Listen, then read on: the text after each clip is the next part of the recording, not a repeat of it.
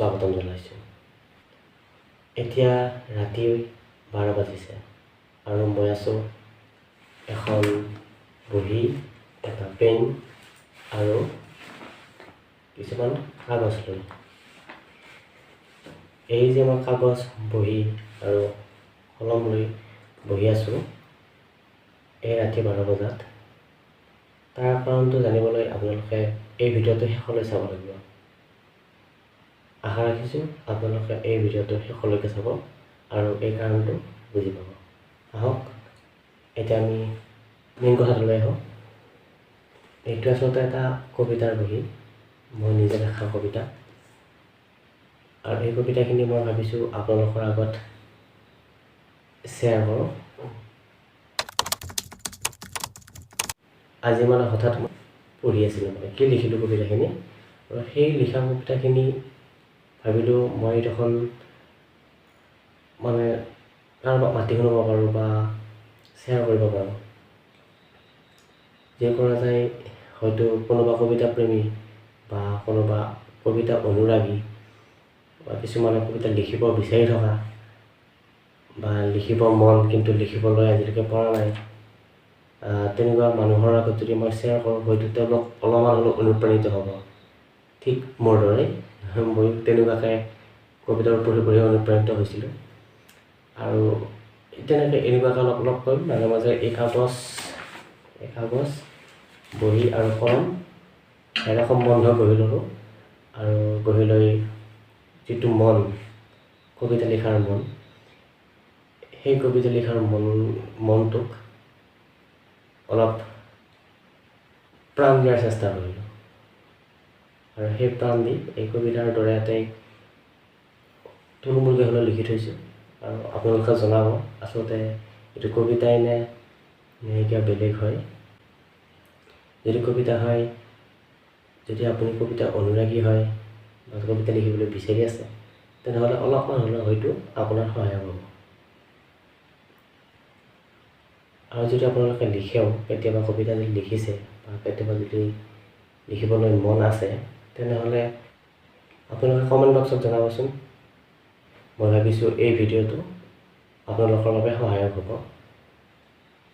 আৰু যদি পাৰি তেতিয়াহ'লে মই কি কৰিম, আপোনালোকক মই কেনেকৈ কবিতা লিখিবলৈ ষ্টাৰ্ট কৰিছিলোঁ বা কেনেকৈ লিখোঁ সেই বিষয়ে জনাবলৈ চেষ্টা কৰিম আৰু জনাই দিম।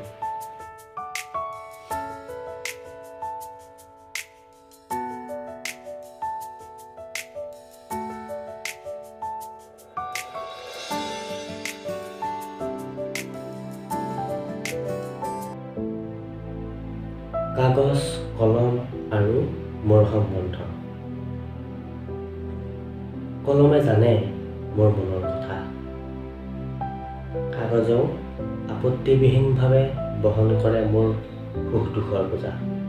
তথাপি স্বপ্নীল আকাশত উৰুৱাই বিজয়ৰ ধ্বজা, বাৰ্তা হৈ বুকুত খুন্দিয়াই আশাবোৰ সাৰ পায়, সাৰথি হয় উজাগৰি নিশা।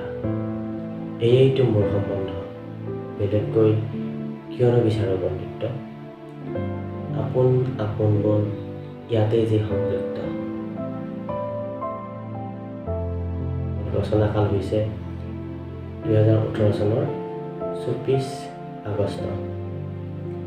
আচলতে কবিতা হয় নহয় নাজানো, সেইটো আপোনালোকে যুক্তিযুক্ততাৰ সৈতে যদি জনায় তেতিয়াহ'লে মই সুখী হওঁ আৰু লিখিবলৈ অনুপ্ৰেৰণা পাম।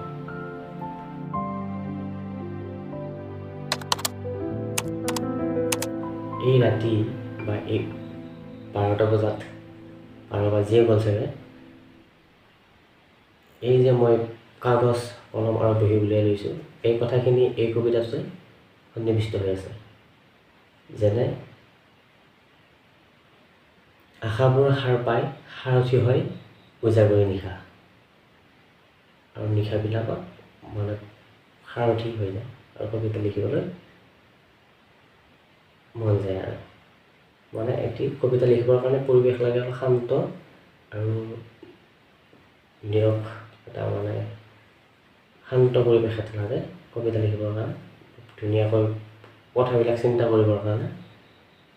বহলভাৱে বা ভালকৈ ধ্যান কৰিবৰ কাৰণে মানে সময়টো ভাল সেইটোৱে আৰু যদি আপুনি ভাল পাইছে তেনেহ'লে আপুনি ছাবস্ক্ৰাইব কৰি ৰাখিব পাৰে যদি পিছত এনেকুৱা